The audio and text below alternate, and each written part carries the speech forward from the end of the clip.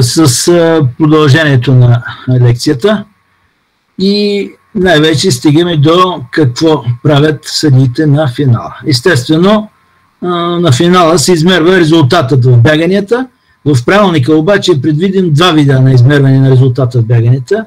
Един е традиционен, в който съдиите измерват времето, за което е преодоляно състезателното разстояние в отделните дисциплини, но има и дисциплини, които са какво пробягано разстояние ще се направи за определен период от време. Това е едночасово и двучасово бягане. По-нататък, ако има време при съдийството, ще обясним каква е спецификата. В България такъв тип е правено преди време, сега такъв тип бягания лично аз в моята практика не сме правили. На финала времеизмерването може да се осъществява по два основни начина, като така абсолютно официално, това е ръчното и автоматичното. Естествено, съществува и измерване с така наречените транспортерите, където използват чипове, но и за нея, за това как и кога и как се вземат предвид резултатите от транспортерите, също ще говорим по-късно. За ръчното времеизмерване, тук в дясно съм дал два антични вече вида на хронометри, защото последните указания са хронометри с механизъм на времеизмерването да не се използват официално. Така че с Богом на тези антики, които на времето, лично аз, когато съм започвал като съдия от 73-та година, ли беше, да не беше и по-рано, тогава имахме такива часовници, които ги навивахме, когато свърши състезанието, накараха да ги навием, да ги оставим да се развият и т.н. и т.н. Така, по отношение на ръчното времеизмерване, това е онова времеизмерване, в което играе субективния фактор ръка при спирането или при пускането на времето. Значи, естествено, класическия начин е да пуснем с на ръка хронометъра в мига, в който е даден изстрела, а съдиите се ориентират за пускането на хронометъра по пушека или светлината, която излиза от стартовия пистолет. И тук е пак малко, може да разсъждаваме по-нататък, защо финала е в югозападната част на стадиона и какво отношение има към работата на съдиите на времеизмерването. И при пускането на хронометъра и естествено да спрат хронометъра, в който състезателя с която и да е част на тялото си, с изключение на глава, ръце и крака, т.е. с трупа си, докосва финалната плоскост, която се издига на финалната линия от към нейния близък край спрямо стартовата линия на 100 метра. Има случаи, в което този вариант, коя част на тялото пресича финалната плоскост, се засича чрез заснемане с някакъв фотофиниш, обаче пускането на фотофиниша да става ръчно, тогава, след като е играла ролята ръка, то времето ще бъде представено като ръчно. Няма полуавтоматично. Има ръчно или напълно автоматично. Има случаи, в която може задействането на хронометричната измервателната уредба да задейства чрез някакъв датчик при изстрел на пистолета, а на ръка да се спре в кой момент, кой състезател, кога е пресякал финалната плоскост. И тук имаме пак ръчно измерване. Защо? Нищо, че автоматично е задействан времеизмервателната уредба, то спирането на времеизмерването или на всеки състезател е станало ръчно и затова пак времето трябва да бъде отчетено като ръчно времеизмерено. Напълно автоматичното е това, което става с запускане на времеизмервателната уредба автоматично с датчиците на стартов пистолет и определен на времето на финала чрез снимката, която ни предоставя фотофиниша. Това ще го разгледаме след малко. Самите съдии на финала, виждате как са разположени на такива платформи, наподобяващи стълбица, така че всички да имат еднаква визия на финалната линия. Тази платформа трябва да бъде на разстояние не по-малко, т.е. по възможност да не се на самия край на пистата, да бъде на 5 метра от близкия коридор към тях. И тази платформа се разполага така, че всеки да има визията кога, в кой момент състезателите пресичат и докосват финалната плоскост с трупа си. Естествено, те може да бъдат разделени на две комисии, както било на времето. Една комисия изцяло се занимава с времеизмерването и определя времето на първия, времето на втория, времето на третия, а друга комисия определя реда на пристигането. Кой е първия, кой е втория, кой е третия и след това напасват двата протокола. Ние при нашата практика обединяваме тия две функции в нашите съдии и когато те измерват времето на първия, в същото време следят и да видят кой е бил този състезател и така накрая решават, нали, подредбата на състезателите блок. Освен на времеизмерването и пристигането, съдиите на финала имат задължението да измерват и междинните времена при бяганията 800 и нагоре. При 800 би трябвало да се дава междинното време на първия състезател, когато направи една обиколка. На 1000 метра колко се бягат първите 400 метра, вторите 400 метра, а за бягания над 1000 метра се дава информация за това състезателите как минават първия километър и втория, третия, ако се бяга 5 км и четвъртия и т.н. за всеки 1 км. Отделно те могат да водят и броя на обиколките. Не могат, ако трябва да го правят. Естествено, правилника предвижда, че един съдия би следвало или ако се наложи да води до не повече от 4 състезателя. Т.е. бягат 5000 метра, да следи кой колко състезател, колко обиколки е направил, колко обиколки му остават и да попълва фиша, талона на съдията на обиколките и да дава конкретна информация кой състезател кога ще финишира. Това някои съдии така са много вещи, други обаче малко се затрудняват, особено когато им дадеш повече от един състезател да водят на тези по-дългите дисциплини и е голям проблем за мене. Стигало се в интерес на истината, ни трябва да си ги казваме тези неща след системи съдиите, като технически делегат и рефер или рефер на бягането да определям последователността на състезателите, разпитвайки техните треньори. Защото съдите стартирали 15, дават ми финиширали 13, те ми дават 11 времена и казват оправи се нататъка и се е случило до такива безотговорни отношения. Значи съдията на финал е най-отговорното лице, защото ако той избърка, вече подредбата, класиране за следващия кръг и т.н. се подлага на съмнение въобще. Отиваме към това, когато бягат състезателите на най-късите дисциплини, в случая да кажем 100 метра, как самите съдии се разпределят да правят измерването. Тук виждаме, че самата комисия на времеизмерването се състои, в случая са бягали, например, 8 състезатели при една комисия от 6 съдии и един старши съдия, как е разпределено кой съдия на кого ще мери. Старши съдията по принцип е задължително ще мери на първия състезател и на последния. Тоест, в хронометъра на старши съдията трябва да бъде записан интервала на началото на финиширане на серията и кога е финиширал последния състезател от серията. След това виждаме, че на първия състезател измерят времето още други двама, т.е. 3 души ще измерят времето на победителя. Това са ето съдия номер 1 и съдия номер 2. За втория състезател виждаме, че измерват други съдии. Това са съдия номер 3 в случая, съдия номер 5 и съдия номер 6. На третия състезател виждаме, че тук е съпоставен да измерват двама съдии. Съдия номер 1 и номер 4. Значи виждаме, че съдия номер 1 ще спре хронометър си при първия и при третия състезател. Ще има време да реагира, ако не са много близко до двамата състезатели. Нали? Виждаме, че другия състезател 4, това ще му бъде първия състезател, в който той ще спре хронометри. Тоест, осигуряваме една добра наблюдателност на всеки един, който влиза в призовата тройка. По-нататъка, виждате, че малко е неглижирано измерването на останалите състезатели, като съдия номер 2 ще даде информация с какво време е финиширал четвъртия, съдия номер 3 петия, съдия номер 4 шестия и съдия номер 5 седмия и старши съдията ще даде информация с какво време е финиширал 8-я състезател.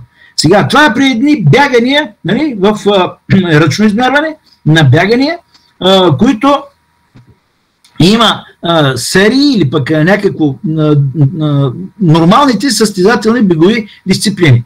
Докато тук отваряме една скоба, може би и за многобой, ако остане време, по-нататък в лекциите ще говорим, но тук, ако е при многобой съдийската комисия трябва да осигури не само на първия, а на всеки един от останалите състезатели, дори на 8-я, 3 времена. От 3 хронометра, 3 различни времеизмервачи трябва да дадат информация за всеки един от финиширащите състезатели. Защото всяка една би била дисциплината, била и тя първа, но последният състезател в тази първа дисциплина може така да направи многобоя си, че след това да направи рекорд. И за да има рекорд, ни трябва да има информация от 3 хронометра за неговото постижение в бягането.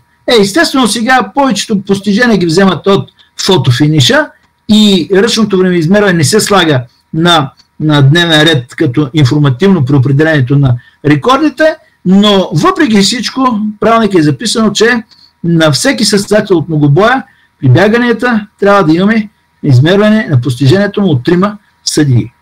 Сега, какво показват хронометрите? След като е ръчно измерването, казахме, че хронометъра, който е долу ръчния, не играе вече, значи имаме така наречените електронни хронометри, който е горе, и този електронен хронометър обикновено показва времената в стотни. И виждаме, че са бягали една много силна серия на 100 метра.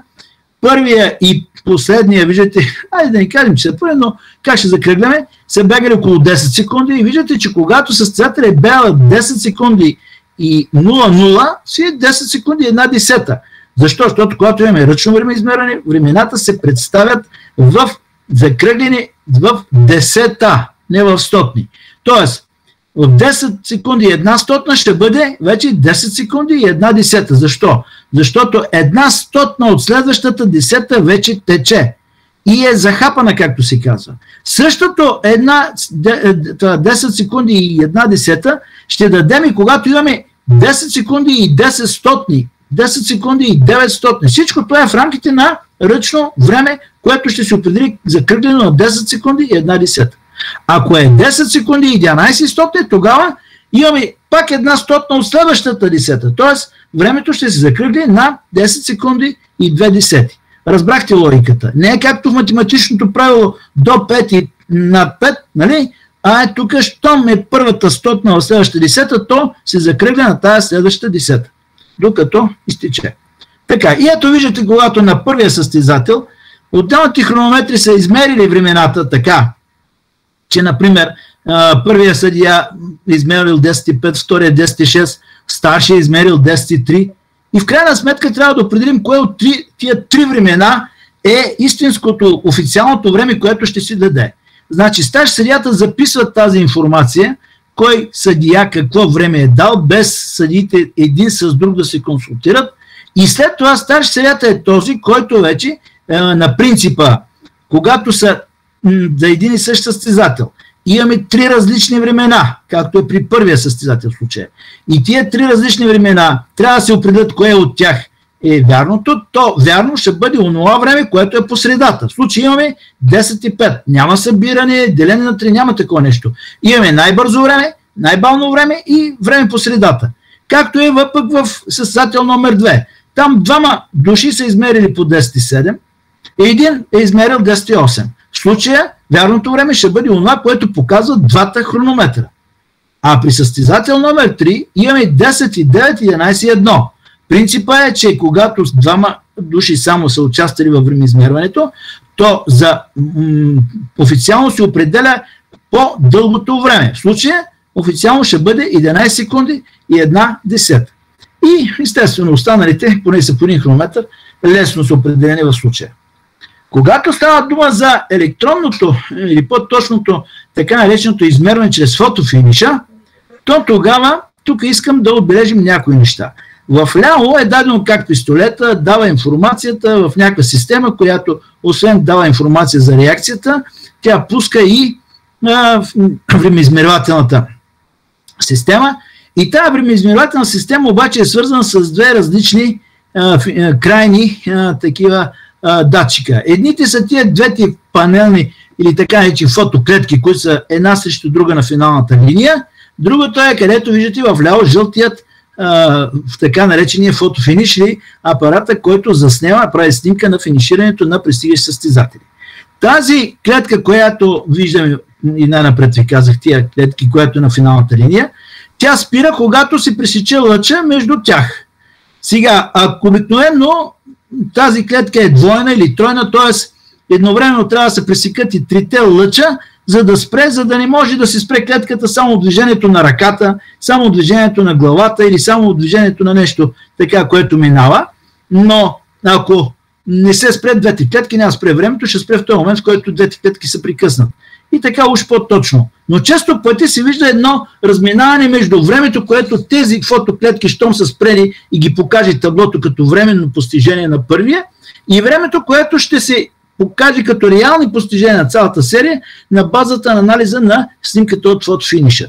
Това е така, защото тези две фотоклетки не се свързват с снимката, която излиза след това и е обработена, измерена на анализ на финиширащите състезатели. В случая ние виждаме не панорамна снимка, когато финишира първия, къде се намира последния, а виждаме едни червени линии, които отчитат момента, в който всеки една от състезателките, тук виждаме оная стартираща Кати Фриман, като гледаме при ниския старт, как финишира в Сидни 2000 година на финала на 400 метра и стана шампионка, олимпийска шампионка в родната си страна. И виждате как тя финишира леко с рамо. Виждате къде е червената линия, се отбелязва момента, в който тя докосва финалната плоскост, издигната от финалната линия от към близката страна и към старта. И тази финална плоскост тя най-напред я докосва с рамото си. Виждате другата състезателка наклоня напред, естествено виждат гърдите в кой момент докосват тази финална плоскост. Не кръка, не коляното, а гърдите. Така се и на третата, така и на четвъртата състезателка. Виждате как е добре. Последната състезателка вече няма за какво. Виждате, тя финишира малко с коремната област.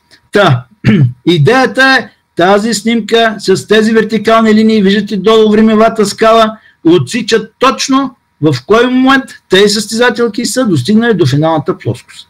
Така, времената, които излизат оттам, обикновено са в хилядни.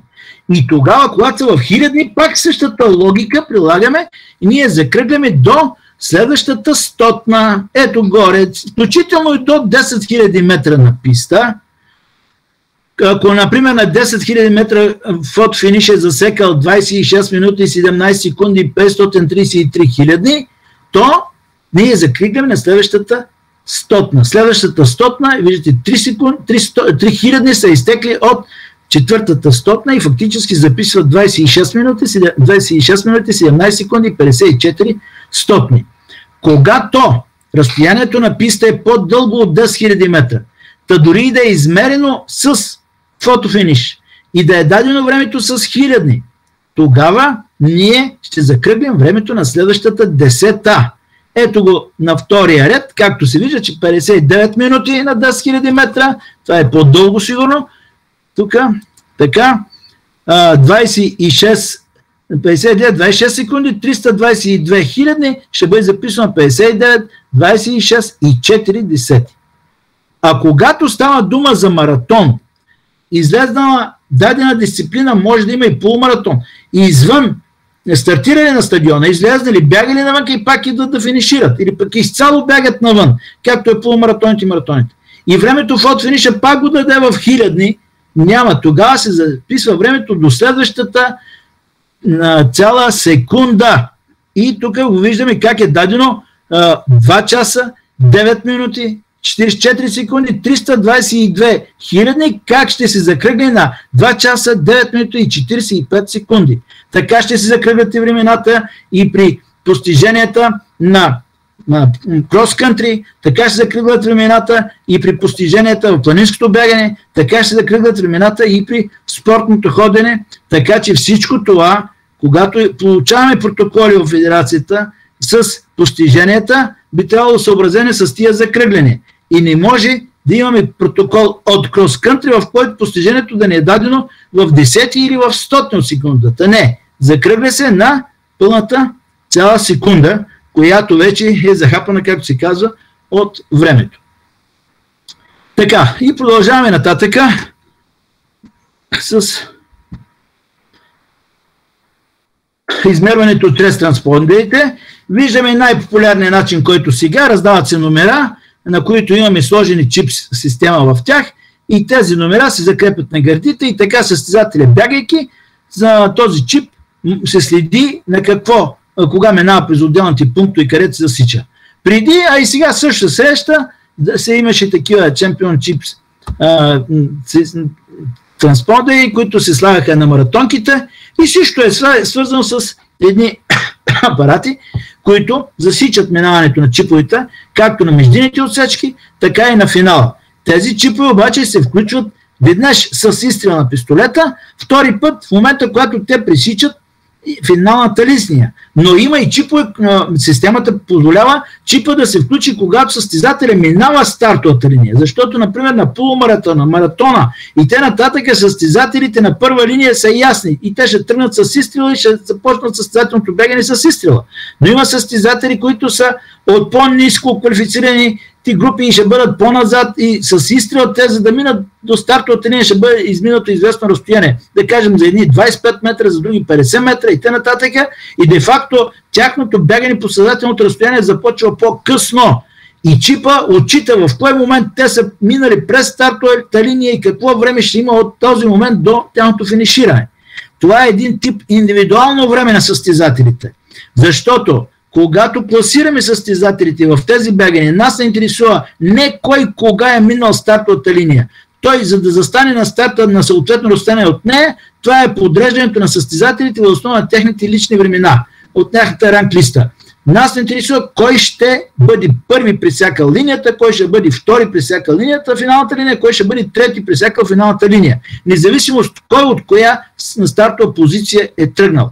Така че не е изключено да се получи понякога в личното време на състезателя, в което му е измерено кога е пресякал стартовата линия и кога след това е пресякал финалната линия, да има по-добро време от този, който е бил на стартовата линия, тръгнавайки с старта и след това да финишира първия, другия да бъде втори. Но гледаме кой кога пресича финалната линия. Не интересува кой кога е тръгнал и от каква позиция. Това индивидуално време обаче може да се вземе предвид за поставянето на състезателя при следващия маратон или полумаратон в по-предна група, защото неговият чип е показал едно персонално лично състезателно време, което му показва неговите реални възможности. Но това са пак теории, въпрос на организация, въпрос на предварителни условия за съответното състезание. Когато започне едно състезание, естествено в бяганията, естествено ние мислим как ще направим финалното бягане, но целта е до финалното бягане да стигнат естествено състезателите, които са се придобили правото да участват в него. Как става това? Ами имаме следните категории. Серии, на времето имаше четвърт финал, сега вече в изискванията на Международната федерация това понятие отпадна. Всички започват с серии, минава се през полуфинал и се стига до финала. Сега, тук искам да отворя една скоба. На някои състезания всички участници, които участват, както и в България, им даваме възможност да бягат в сериите. След това имат право вече, както ще обясня, да продължат да стигнат до финала. Тоест всички състезатели трябва да минат през всички тези последователни бягания. В последно време се появиха възможности за създаването на така наречените предварителни бягания, които не са серии, а те са като вид квалификационни бягания, които подготвят един определен брой състезатели, които ще стартират в сериите. В тези предварителни бягания обикновено участват състезатели с слаби постижения, които имат зелена карта за участие в отделни шампионати и т.н., които участват само на олимпийския принцип, важното се участва, направено им е едва ли не обезпечено им участието и цяло за сметка на организаторите и за тези състезатели им се дава възможност да се появят на стартовата линия. Също в тези предварителни серии участват и някои състезатели, които имат много по-слаби постижения спрямо ранглистата при състезанието и те по този начин се придобиват правото за участие в същинските серии. В нашата наредба, ако ви интересува, там имахме пък други условия, че състезателите покрили норматив за участие на някакво състезание от съответната възрастова група, те могат да кажат, че искат да участват направо на финала или направо на случая, и така имаме полуфинали и финали, и в случая това нещо се взема предвид, следствие като вид условия в наредбата, определено чрез федерацията, която организира съответното състезание. Иначе, освен сериите, ще срещнем и понятията ранглиста, понятието поставяне, понятието зигзаг или змейка и понятието жреби. Ще ги обясним и полека трябва да свиквате с тях, когато казваме за това нещо, да знаете в какво се състоя дейността на съдията, когато трябва да извърши тия свои дейности в тази насока.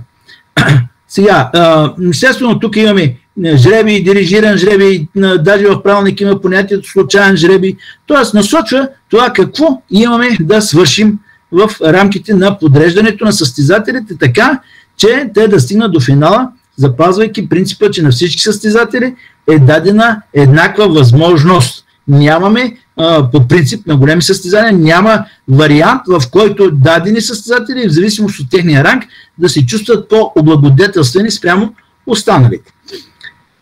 И ето ви как една таблица, примерна в правилника, показва при наличието на колко участника какви бягания следва да се направят.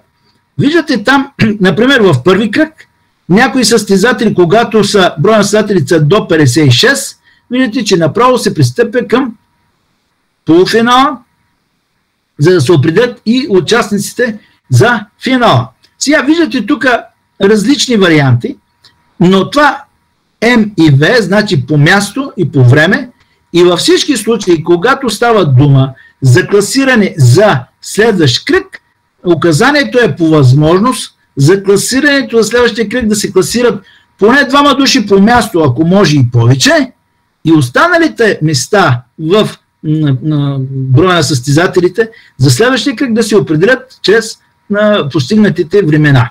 Тоест, ние ще се интересуваме кои, както в случай казваме, ето, при 33-40 участника ще бъдат 5 серии, като първите 4 от всяка серия плюс 4-те времена ще направят нужната бройка, която да напълни следващите 3 полуфинални серии. Значи 3 по 8 24, значи 5 по 4 20 и още 4 човека ще направят тия 24 човека, които ще напълнят тия 3 полуфинални серии, в които вече да се бяга за финала. И спазвайки тази принципна схема, а въпреки това, че те се дава в правилника възможност на организаторите да използват и свои варианти, естествено достатъчно ясни и честни за състезателите, на класиране до финала, но тук примерно е дадено и ние в нашата федерация принципно се спазваме тези изисквания, за да нямаме противоречие в подходане. След като тези състезатели, както в случая сме направили 3 серии от 8 човека, от тези 3 серии по 8 човека, за да направим кои ще участват в финала, ние трябва да вземем първите двама състезатели от всяка една полуфинална серия, които правят 6 човека общо, плюс още 2 времена, за да направят 8 човека, които ще участват в финалното бягане. Значи в случая пак водещата бройка, която определяме ние е 6 човека по класиране по място и чак тогава двама допълваме по време. Ето ни го за какво става дума. За да направим тия 24 човека, виждаме тук от първи 16 до 24 място, ние създаваме един ранкинг. Този ранкинг зависи от постиженията и от мястото на класирането в предходното бягане. В случаят ние сме имали 5 серии, в тези 5 серии и сме имали 5 победителя. Ето ги, първия, втория, третия, четвъртия, петия сравнени спрямо постиженията им. Тоест, победителя с най-добро време ще бъде на първо място в ранкинга. Победителя в сериите с второ време ще бъде на второ място. С победителя, който е с трето време от всички победители в 5-те серии, ще вземе тук трето, четвърто време, четвърто, пето. И тук от първо до пето място в този на ранкинг ние предоставяме на всички уния състезатели, които са били първи в 5-те серии. След това по същия начин започваме да класираме тези, които са се класирали на второ място. И пак най-добрия на второ място, след това второто време на този, който е бил на второ място, с третото време на този, който е бил на второ място и отново още 5 човека. След това редим, понеже казваме, че се класират първите 4 от всяка серия, след това редим класиралите на трето място според техните постижения, след това редим класиралите на четвърто място според техните постижения и до 20-то място вече имаме един ранкинг, в който всеки си е взел някаква позиция. Първа, втора, трета, четвърта, пета до 20-та. от 21 до 24 позиция се заема от времената на тези хора, които някъде ги наричат губещите времена, някъде викат щастливите времена. Относително казвам, но това са ония 4 времена на състезателите, които не са успели да се класират по място, но са най-добри от останалите други състезатели. С първите 4 времена от тях влизат по време. Те заемат съответно с най-доброто от тия 4 времена 21, след това 22, 23, 24 позиция. Вече имаме една схема подредена от 24 човека и тази схема подредена от 24 човека е разпределена в трите серии. Серия А, серия Б и серия С. Ето го принципа на змейката или на зигзага. Ето, първа позиция, втора позиция, трета позиция, четвърта позиция, пета позиция, шеста. И виждате как обикаляме като зигзаг или змейка всички тези позиции, докато напълним всичките квадратчета, така че за серия А да имаме 8 участника, за серия Б пак 8 и за серия С да имаме също 8. От тук вече така подрежда ги състезателите, ние започваме да ги подреждаме в позиции, които са свързани с така наречения дирижиран жребий. За какво става дума? Този дирижиран жребий е свързан с това, че от първо до 10-то място, де-факто, от предварителното класиране, което правим предната ранглиста, това са така наречените хора, кои са първите и вторите, защото това са от първите 5 серии. Първите плюс вторите от първите 5 серии. Виждате ли? Тук са вече насам ще бъдат разположени третите и четвъртите и четирите времена. И тогава, при това положение, тук ще има и 9, 10, 11, 12, ще има и дори 12 и 12, това ще бъдат най-добрите трети. Нали? Третия с най-добро време и третия с второ време. И при тези хора ще участват в теглянето за своите серии на така наречените дирижирани пътеки. Те имат право да теглят жреби за трета, четвърта, пета и шеста пътека. И за това вече тук, теглики жребия, сега този може да не се падне в първа, може да се падне в трета, може да се падне в четвърта, но те играят в средните пътеки. Тези, които се попадат в тези две колонки, т.е. от 13 до 18 място в ранкинга, те ще играят, ще теглят жреби за 7 и 8 пътека. Това е външните пътеки, особено ако бягат на 400 и на 200 метра. И 7-8 пътека от тия два състезателя ще се разпределят кой от тях ще бяга в 7 и кой в 8. И най-слабите в ранкинга, плюс 4 времена, които са влезнали по време, ще тегли жреби за това кой ще бяга в първа и втора пътека. И тук с треньорите често пъти изпадаме в дискусия, защото от гледна точка на треньорите е по-добре да бягаш втора пътека 400 метра, отколкото 8 пътека. Въпреки че логиката може да тях да, че състезателя вижда останалите състезатели как бягат и той може да си определи своята тактика е съвсем различна. Виждаме, че най-добрите постижения, бягането на 400 метра и част на препятствия, са направени във външните пътеки. Но все още имаме някакви такива дискусии, защо се първо стеглят жреби по-добрите за 7-8, а по-слабите за първа и втора пътека. Защото първа и втора пътека, радиуса на завоя, по който те бегат, когато става дума за 200-400, е най-малък, там центробежната сила е най-голяма, съпротивлението на завоя е най-голям и естествено и влиянието върху постижението ще бъде също най-кофте, най-лошо. И така разпределени състезателите, сега тук искам да определя и нещо друго.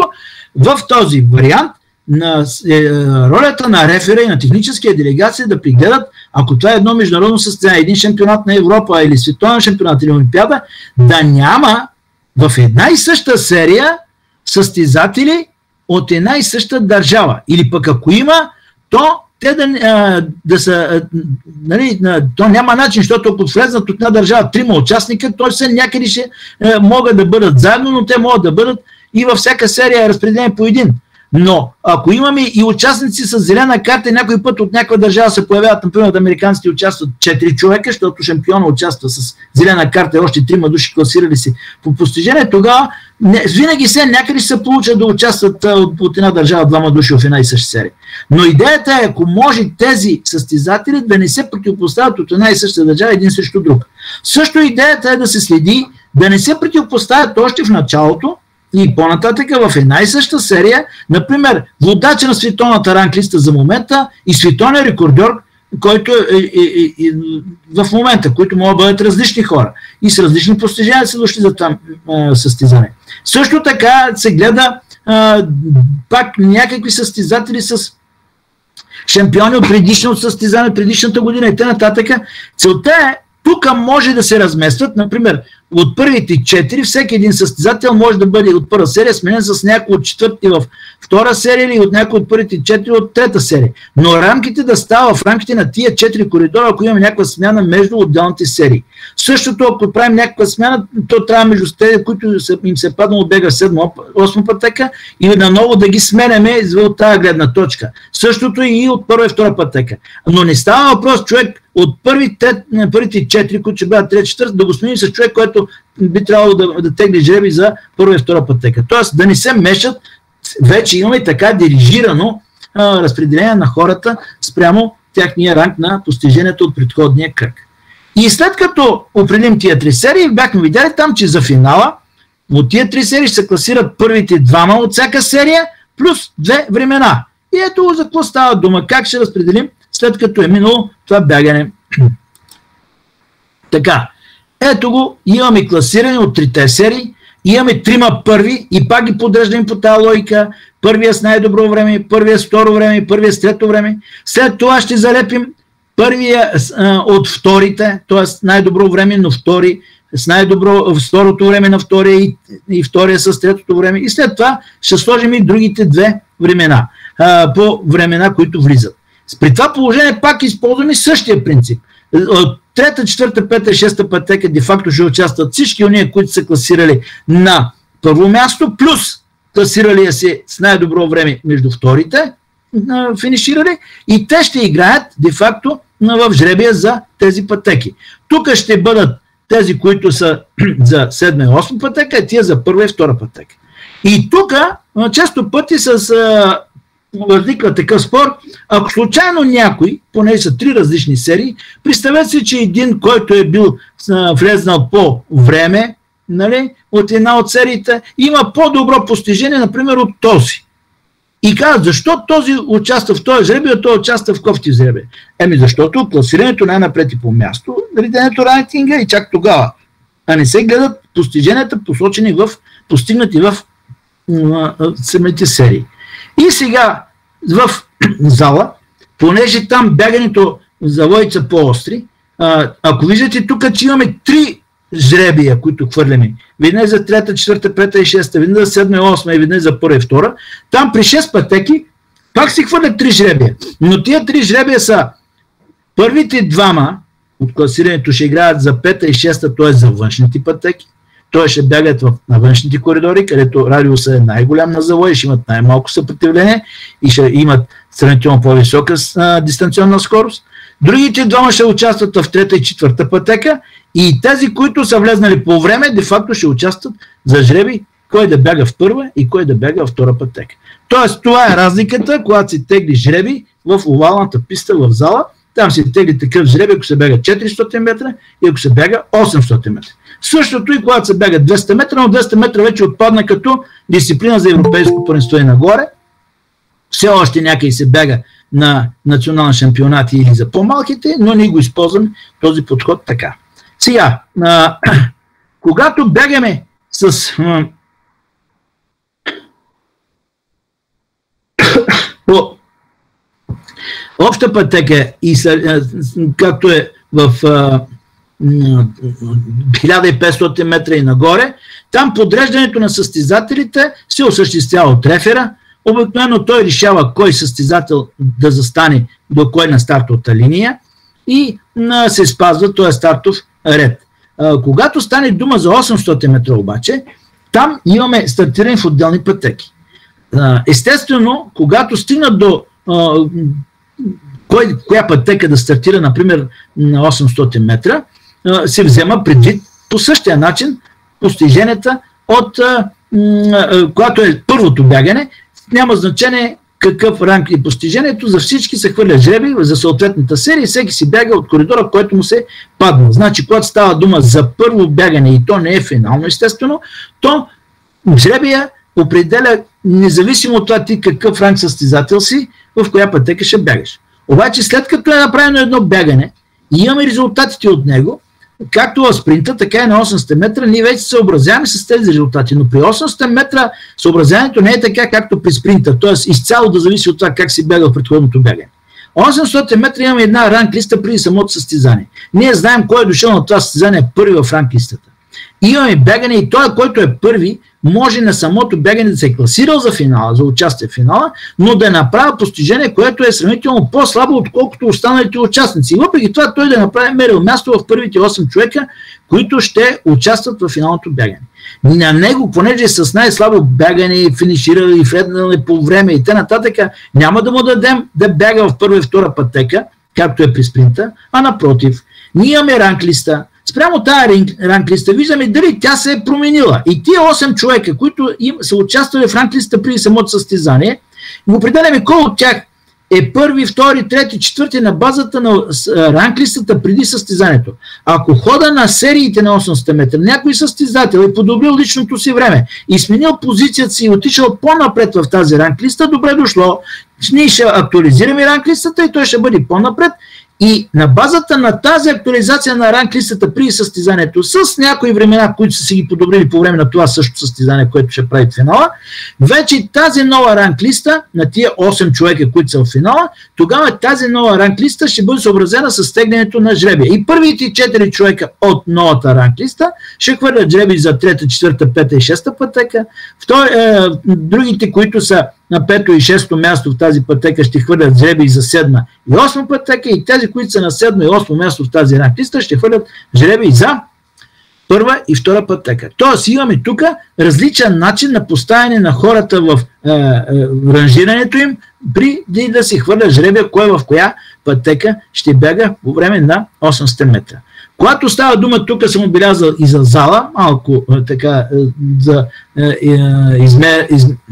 да сменим рекурса, когато минаваме в зала, там пътеките са 6. Някой път за финала те казват, че може да се класират 8 човека, а пътеките са 6. И тогава спазваме същия принцип, че 2/3 могат да участват на основната стартова линия, която е линия в началото на завоя, направена в залата, която съвпада с старта в първа пътека. Останалите 1/3 от тази група, в случая 5:3, ще се стартират от допълнителна стартова линия, която ще бъде на трета пътека. След трета пътека, т.е. 4, 5 и 6 пътека, първият завой ще го пробегат по него и след това ще влезнат в обща пътека, така както и показах как се бяга на 5 и на 10 км като основен старт и допълнителен старт. Това е предвидено, но на обикновено големи състезания не си играят, там си играят направо на 6 човека участват в финала, 6 човека си бягат и на 800 метра, нали, в отделни стартови пътеки за първия завой. Когато съставяме програмите за състезанията, правилника е предвидил да се съобразим със следното, че правилника, че ако имаме няколко бягания на 200 метра, или до 200, и на 100, и на 200, или на 60 включително в зала, то между отделните кръгове, т.е. серии, полуфинали, финали, трябва да имаме поне 45 минути интервал. Поне, минимум, а може и повече. Когато е над 200, изискването, интервала между двете бягане, сериите, полуфиналните бягане и финалните над 200 до 1000 метра, 90 минути. Практиката показва, нали, спортно-педагогическия подход показва, че 200 метра е трудно дори, но може да направим някакъв вариант да имаме през 90 минути. Но да бягаш ти 400 метра, да бягаш ти особено 800 метра през 90 минути е някакси нелогично от спортно-педагогическа гледна точка. Няма да забравя, имаше тук световно първенство за военни и пристига една програма, направена от военни. Фуражката така решил, че сутринта ще имаме серии, ранния следобед ще имаме полуфинал и вечерта ще има финал на 800 метра. И аз го питам защо, ми вика, спазено е час и половина разстояние между отделните кръгове. Тоест, начина на мислене е от човек, който не е стъпвал на пистата. Нали? При него, както е по устав, така ще действаме и всеки трябва да изпълнява. Няма такова нещо. Логиката е, че трябва да се дава и възможност състезателите да се възстановят и да наминат към следващото бягане. Виждате, над 1000 метра вече не е същия ден. но ние, когато правим програмата, особено тя е леко съсредоточена в рамките на 2 дни или 2 полудни или ден и половина, ние сме принудени понякога да съчетаваме дисциплините. Тоест, единия ден да мини 100 метра, другия ден да мини 200 метра. Единия ден, след като е било 400 метра, другия ден те да бегат 200. Тоест, имаме някаква възможност създатели да участват в сходни близки дисциплини. Въпреки че това няма указание да се прави, виждал съм състезание, в което след финала на 200 метра веднага половин час преди него е бил полуфинала на 400 метра, т.е. не се дава възможност в някои състезания да се участва в близки дисциплини, но ако предварително федерацията е решила, т.е. организатор на състезанието, да създаде условия дадени състезатели, както имаме състезатели, които Хуан Торена стана олимпийски шампион на 480 метра, Джонсън стана олимпийски шампион на 200 и 400 метра, нали? И т.н. т.е. да даде възможност, особено в тези по-дългите спринтови бягане, на 100 и 200 обикновено възможността се дава тия, които бягат 100 да бягат и 200, но и на останалите програмата се прави така, че те да могат да участват и в две близки по усилие състезателна дисциплина. Другият въпрос е, че при мен идват изисквания, например, да съобразявам бягането на 100 метра, щафетата на 100 метра с тройния скок или с овчарския скок. Тоест, само и само защото по този начин, ако програмата е направена в тяхна изгода, да могат да използват състезатели от едната дисциплина в другата, но това е точковата система, нататък върви. Съдиите, които следят бягането, извън тия, които са на финала, това са съдиите, които са по разстоянието, и те са сложени по места, по определени схеми, в правилника ги има, може да ги намерите, като дори на федерацията, на Международната федерация на сайта ги има точно при какви състезания, при колко съди, къде и как се разполагат. Тези съди по разстоянието де-факто следят за спазването на правилата по време на бягането.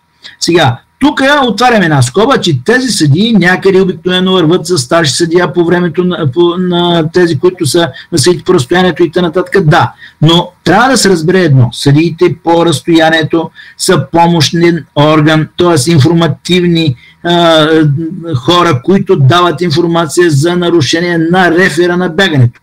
И рефера на бягането е той, който ще вземе предвид доклада на съдиите и ще вземе решение дали да бъде наказан някой или не. Затова преди известно време, и то доста отдавна, отпадна изискването съдията по разстоянието да държи един бял и един жълт флаг и когато мине край него бягането, той да вдига белия, ако всичко е наред, и да вдига жълтия, ако има някакво нарушение. Защото, дигайки флага, например белия флаг, той гарантира, че всичко пред него е било често и целият стадион и вика, окей, бягането минава нормално. След това отварят видеозаписа и се вижда, че има нарушение. В следващия момент, когато наказваш дадения състезател, те започват веднага да протестират как ще има нарушение, като съдията, който е там, е казал, че няма нарушение. И т.н. За да се избегне този вариант, въпреки че и до сега виждам в някои състезания, които ги дават под репортажи от щатите или от някъде другаде, така много красиво става, бягайки състезателите, съдиите зад всяко едно препятствие дигат бял флаг и става красиво, бягайки под вдигането на флаговете и т.н. Т.е. композиция, красота, да, обаче функционално не е. Ако има нарушение, то по дискретен път обикновено съдията съобщава на рефера, че в еди коя си зона има нарушение. Записва си в така предоставената му възможна формуляр на какво е видял, какъв състезател, с кой номер, в коя пътека, в колко часа, при коя серия, всичко каквото може да е информация и какво нарушение е извършено, маркира, ако трябва с нещо, мястото, където е настанало нарушението, за да може след това реферът да разгледа случая и ако трябва да го потърси на видеозаписа и т.н. и да установи ще наложи ли нарушение или не. Много пъти при мен са идвали и съдии, които казват, аз казах, че има нарушение, а съдията не го взе предвид, аз защо стоя там?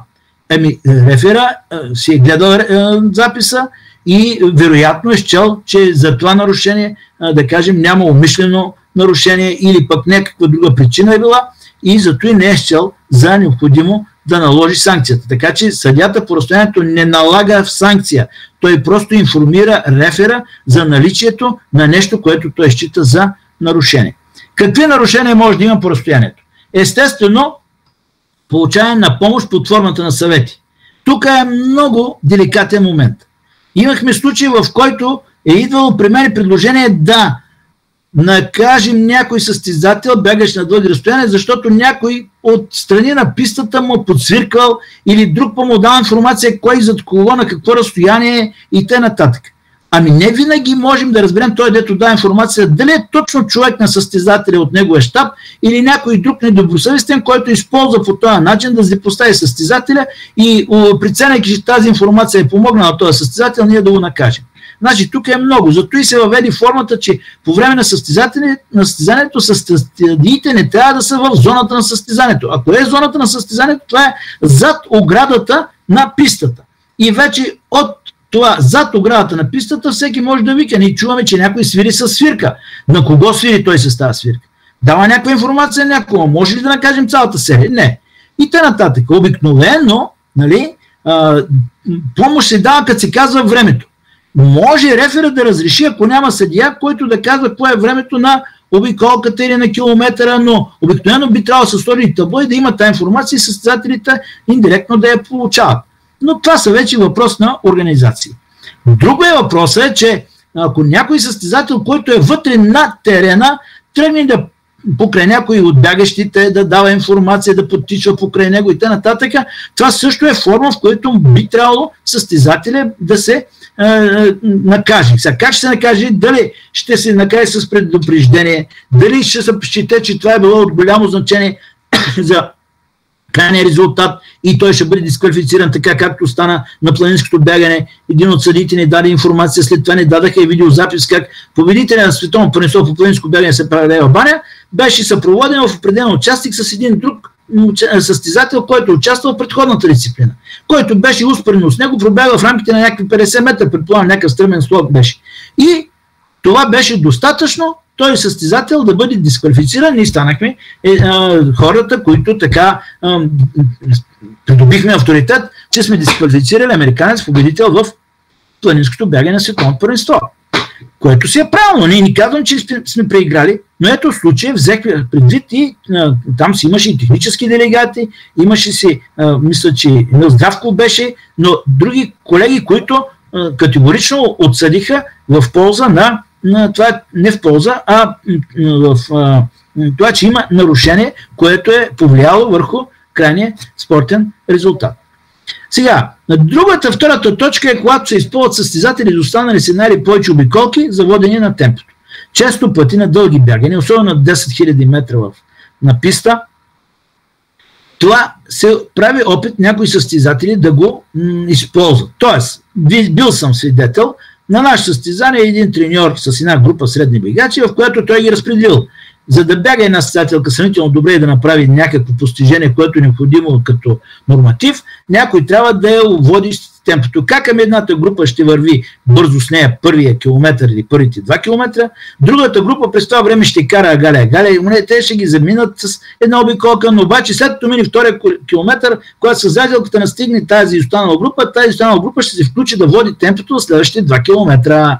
И така тя да бъде изведена до последните 1000 метра при финал на 5000 метра. И се наложи, съдиите отстрани някои стоят, гледат състезанието отблизо и не реагират, не виждат организираната схема. На мене ми подсказват, че има такова нещо, аз скачам отгоре, слизам долу на трибуната, трябваше естествено да се направя на лош.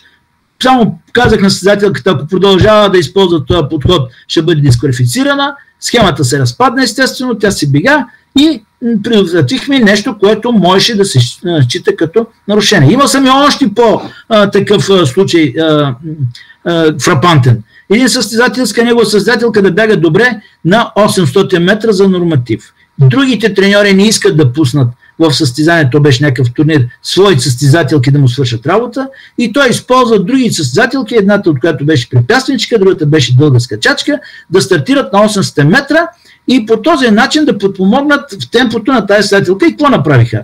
Наредени са в 3-та, 4-та, 5-та пътека. Тази състезателка, която гони норматива, бяга в 3-та, другата бяга в 4-та и онази бяга в 5-та. Стартират на 800 метра. Първите две състезателки в 3-та и 4-та пътека тръгват сериозно добре, правят първата обиколка добре, тази, която бяга в 4-та пътека, води темпото до 300-400 метра, спира и тази състезателка, която бяга в 3-та пътека, те са вече в първа пътека, всички продължава. Останалата състезателка, която стартира от 5-та пътека, прави 100 метра за времето, за което останалите са направили 350-400 метра.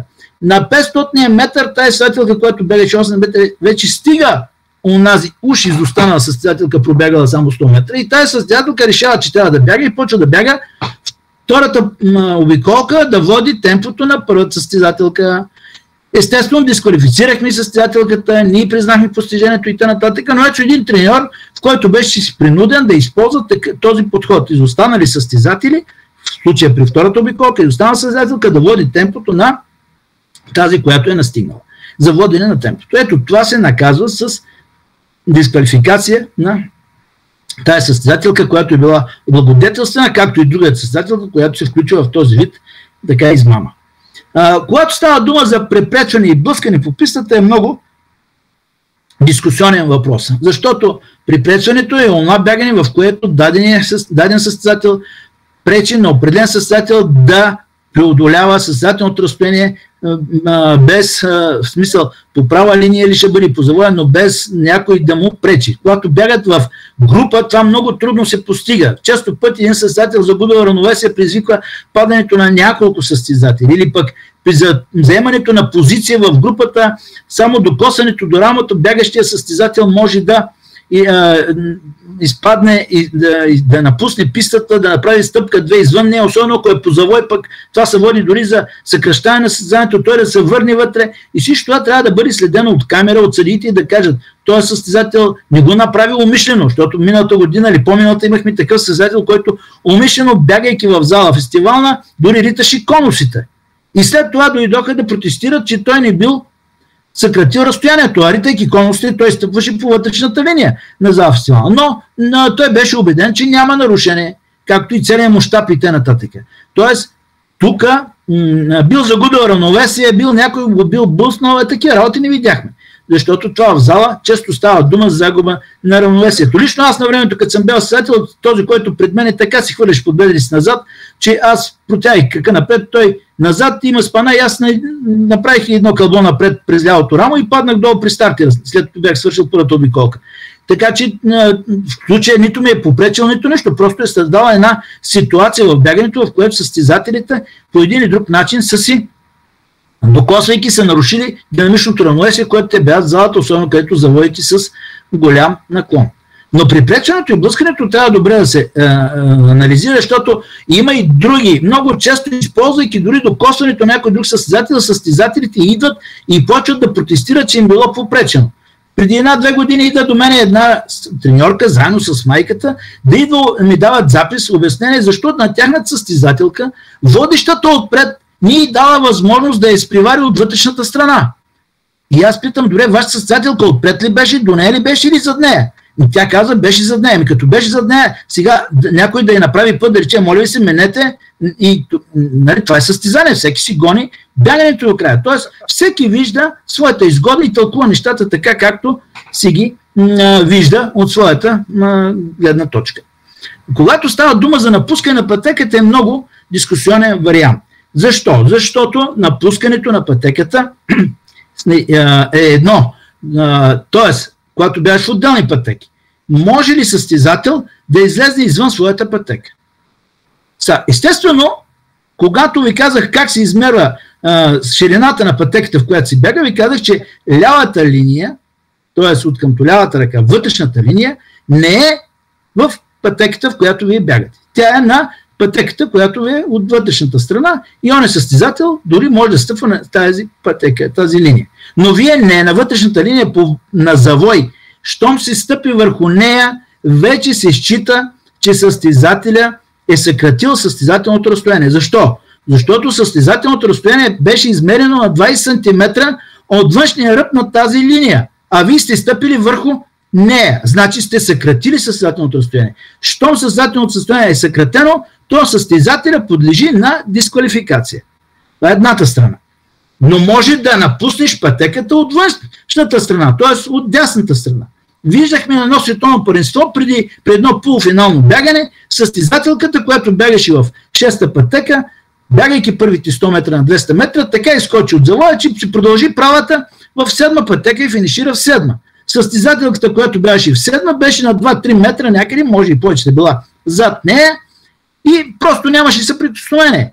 Попитаха въпреки всичко от нея някой попречил ли е, след като нас състезателка е влезна в едната пътека.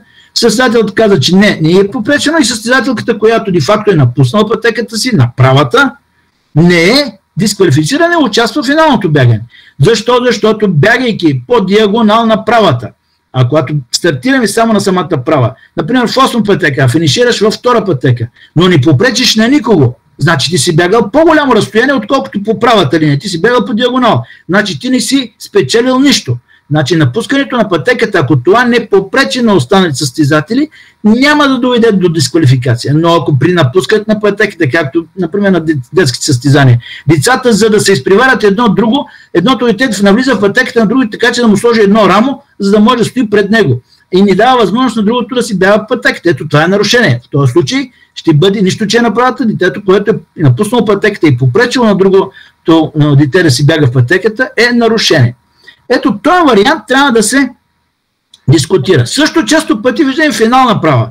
Бягат и някой състезател свършил силата, но вижда, че някой ще го изпревари от външната страна, започва по диагонал от първа пътека да финишира чак в четвърта и пречи на този, който иска да го изпревари по втора и по трета. Ето ви едно също препречване на пистата. Защото състезателят с финалния спринт му е попречено от дадения състезател, който едва вече стига до финала, той търси начин да пресече пътя на този, който ще го изпревари. Но при случва се някой да бъде изпреварен от вътрешна страна. Преди имаше правилото за изпреварване само от дясната страна на състезателите. Такова правило не е записано. Значи, ако има достатъчно място и състезател успее да мине и от вътрешната ти страна, няма да бъдете дисквалифицирани. Така че въпросът е да стане безконтактно.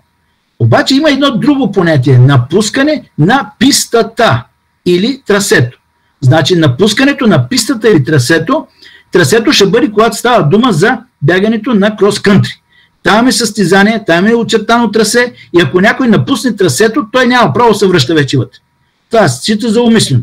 Докато при по-дългите бягане, там трасето може да се напусне, например, където има туалет, надежда до туалет и паса, да продължиш. Маратона. Слагаме ги тези неща. Значи това нещо не е напускане на трасето.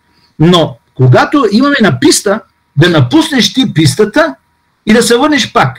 Дали е възможно? Възможно е. В Стара Загора държавен шампионат, национален шампионат на 10 000 метра. Бягат и там бяга Митко Ценов.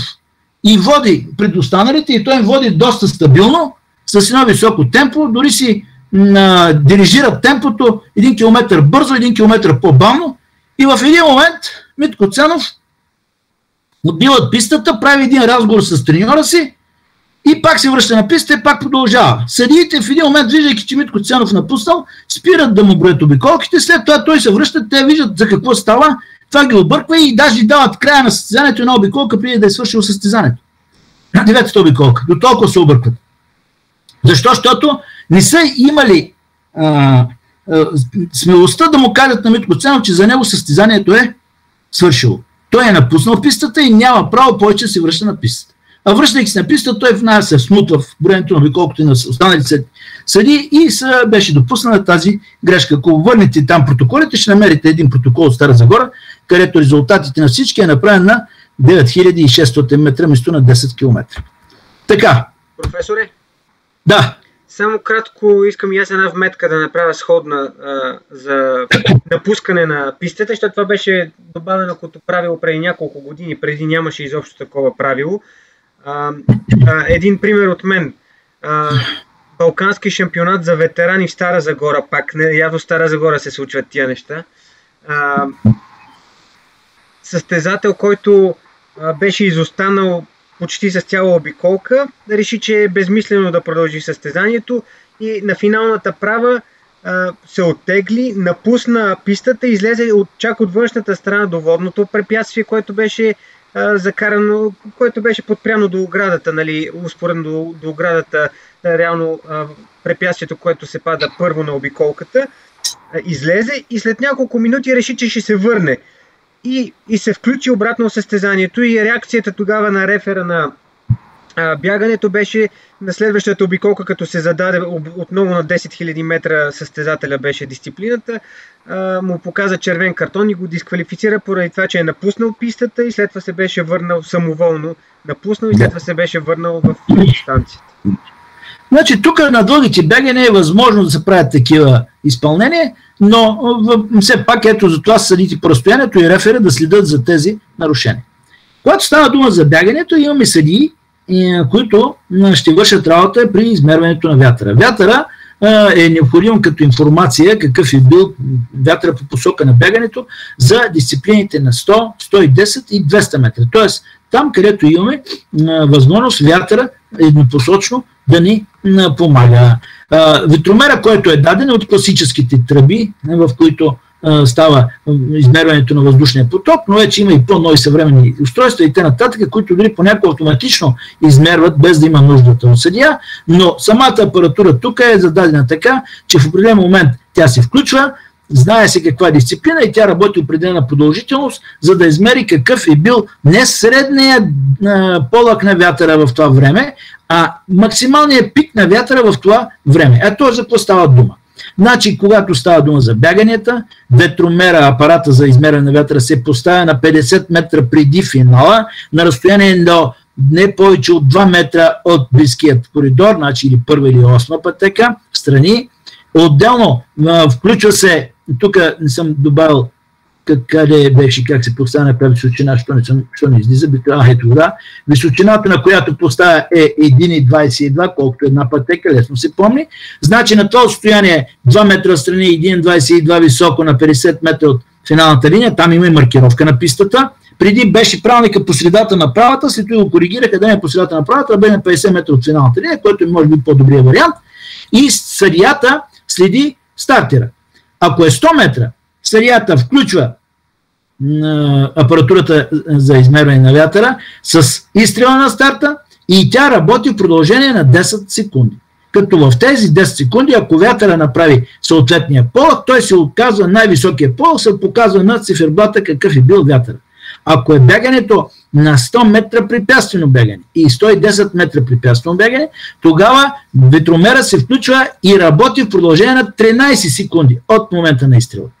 А когато става дума за 200 метра, тогава ветромера се включва от момента, в когато водещият серията състезател излезне на правата. И в момента на появата му на правата се включва ветромера и тогава ветромера работи пак в продължение на 10 секунди.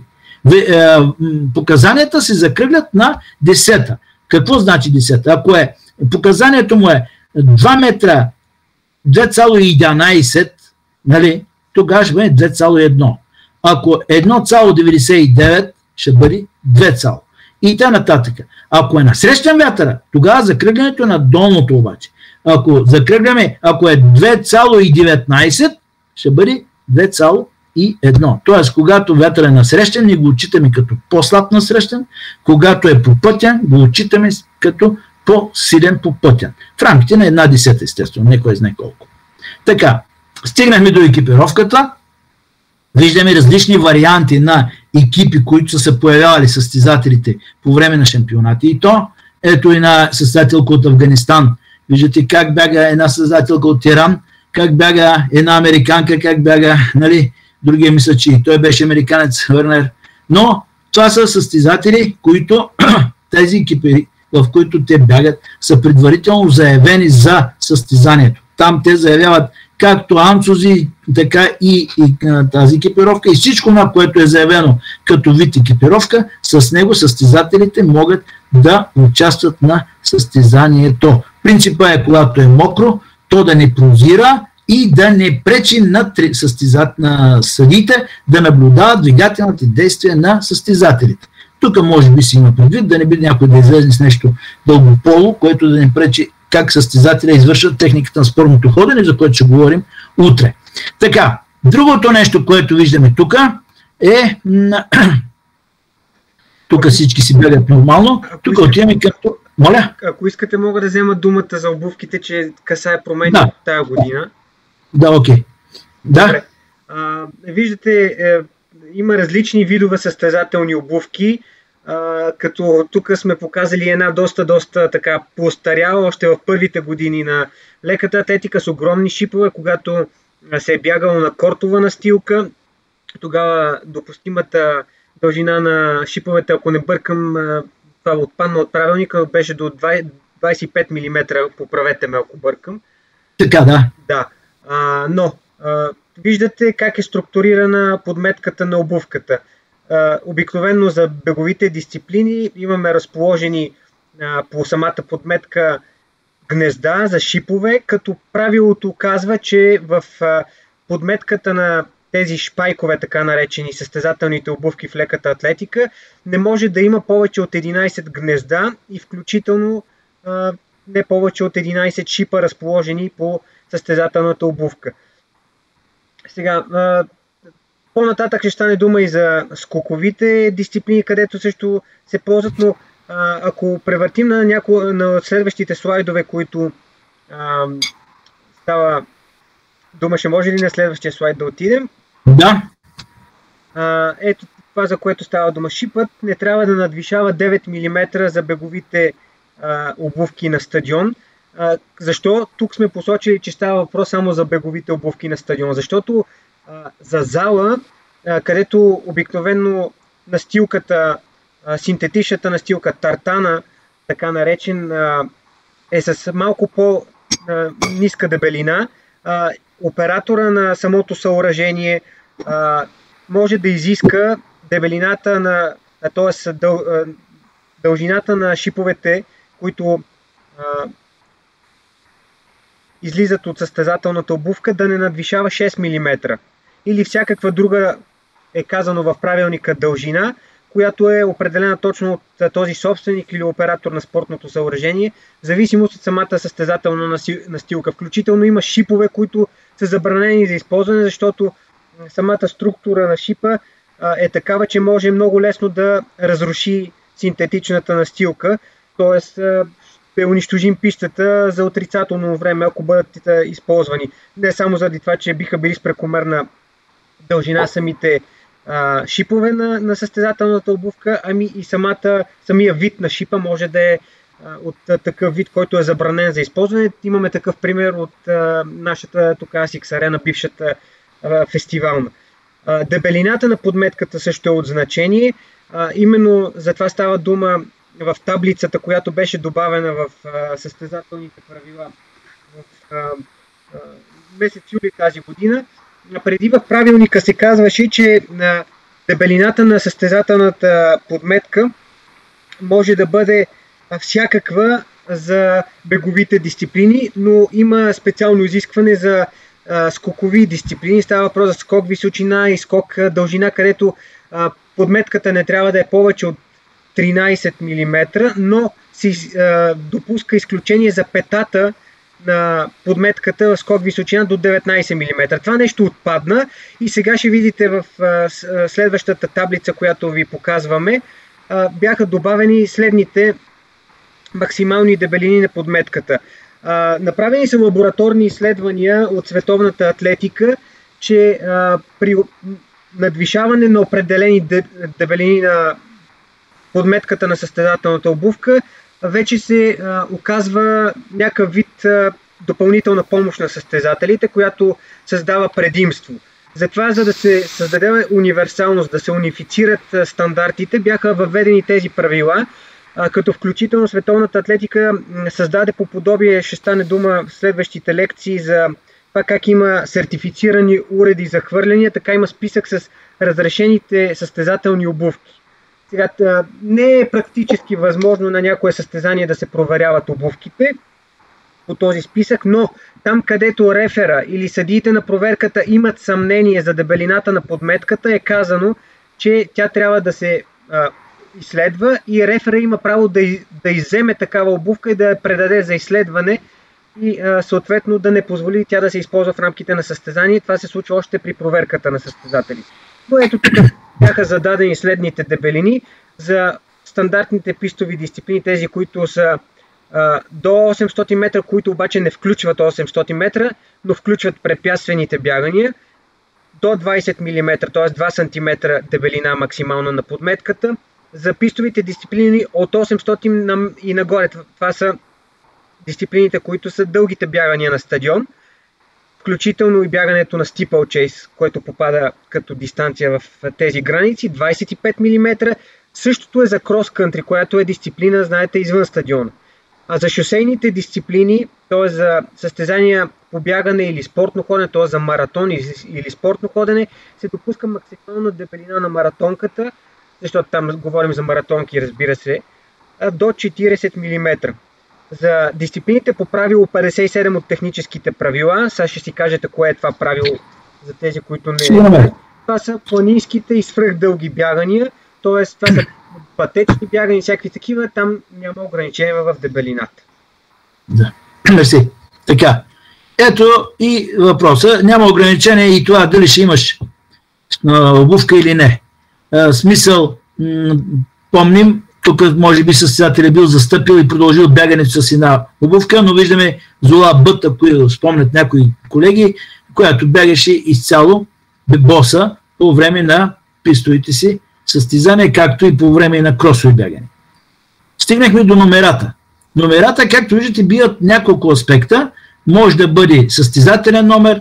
Сега последно време имаме номер с имената на състезателите, а на определени състезатели, където имат отборен принцип, включително щафетите, един от номерата или двата номера, но в случай един от номерата отпред е с името на държавата, на гърба е състезателният номер на съответния състезател. Отделно от тези номера имаме номера, които се поставят отстрани на екипите. Това е както и тук четворката, която се вижда на Ларинер, така има и на другия състезателка. Това мисля, че спринтерката забравих точно как беше, няма значение. Но въпросът е, че тези номера са други. Те не са състезателни, те са номера, които се поставят на старта, отстрани на бедрото, за да може при снимката на фотофиниша да се разчита този състезател в коя пътека е стартирал. Обикновено обаче често пъти сме свидетели, стартирайки плуването от тези номера, които са отстрани, залепат на самия старт, да падат по време на стартирането. Но виждате, че дори на дългите бягания, ето състезателя от Великобритания има номера 8, които са отляво отдясно, които са останали и той по време на бягането се следи и този номер, който дава информация за позицията, която са стартирали. Иначе самия състезателен номер има следните изисквания. Височината на целият номер е 20 см, ширината 24. И в тази си площ този номер трябва да бъде поставен на гърдите и на гърба, когато става дума за бяганията. Номера, в които са подгънати, в които по някакъв начин около бюстовете на състезателката, така за да стоят че да ни разкриват подробностите, пречат да се разкриват подробности и т.н. на екипа на състезателките. Често пъти срещаме такъв тип сгъвани. Не. Номера трябва да бъде в неговата си площ. Отделно има след другите изисквания, че надписът на спонсора отгоре да има височина до 6 см, надписът отдолу на самото състезание до 4, а надписът на номера да бъде между 6 и 10 см. Така, благодаря за вниманието. Мисля, че и 30 точно финиширахме на време, като съдийско време си справихме не само с старта, но и с самото самия край. Благодаря ви още един път. Ако има нещо, до утре. Искам само да обърна внимание, че има въпроси на колеги, но ви предлагам, ако искате утре в рамките на упражнението да отговорим на въпроси. Ние можем да ги обсъдим през деня с тебе и да направим отговора и да направим. Предлагам ви ще направим такова обсъждане на въпросите, които са поставили в чата колегите. Да. Добре, дано за всички е било полезно, дано не сме ви били малко така напрегнали, защото виждате, че за нула време доста информация и времето не стигна точно, не мислихме, че ще свършим по-рано, но няма информацията, която подаваме сама идва и няма как да я изоставим. Благодаря ви още един път на всички. Благодаря и аз.